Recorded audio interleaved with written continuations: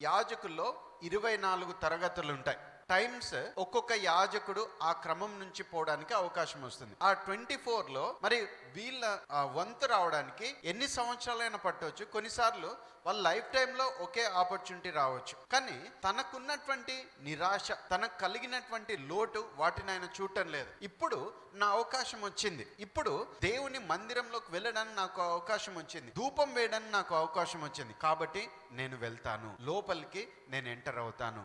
నా టైం వచ్చింది. దేనికి? ధూపం వేయడానికి నా టైం వచ్చిందని గుర్తించి ఎవరైతే ప్రార్థనకు సిద్ధపడి వస్తారో నిజంగానే వాళ్ళ టైం వస్తుంది. హల్లెలూయా. ఏ టైం అంటే the time of visitation of God. దేవుడు దర్శించేటువంటి సమయం. ఆయన లోపలికి వచ్చి ఆయన నిష్కపటమైనటువంటి మనస్సుతో ఆయన దేవుని సన్నిధిలో హృదయపూర్వకంగా ధూపం వేసేటువంటి సమయం. ప్రజలందరూ అదే సమయంలో ప్రార్థన చేస్తున్నారు. కానీ జరిగినటువంటి గొప్ప సంగతి ఏంటంటే 11వ వచనంలో ప్రభువు దూత కుడివైపున నిలిచి అతనికి కనపడగా. Hallelujah. That is an encounter from heaven. పరలోకం నుంచి పంపబడిన ప్రభు సముఖంలో నిలిచి ఉండేటువంటి ప్రధానమైనటువంటి దూత ప్రభు దగ్గర నుంచి ఒక సమాచారాన్ని తీసుకుని ఒక యాజకుని దగ్గరికి వచ్చాడు. హల్లెలూయా.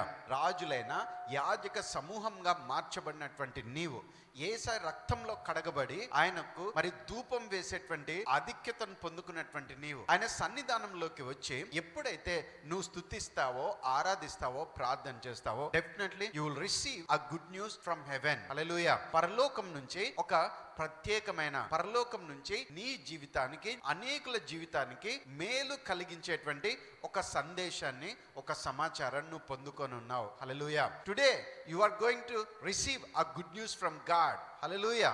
మరి ఆ విధంగా ఆ క్రిస్మస్ స్టార్ట్ అయింది. 2000 సంవత్సరాల క్రితము క్రిస్మస్ స్టార్ట్ కావడానికంటే ముందు జరిగింది ఆయన చేసినటువంటి ప్రార్థన. నీవు కూడా ప్రార్థనలో సిద్ధపడి ఉండగా కరెక్ట్గా నీ జీవితానికి కావాల్సిన నిజమైనటువంటి క్రిస్మస్, నిజమైనటువంటి బ్లెస్సింగ్ నీకు కలుగును గాక. ఆమేన్.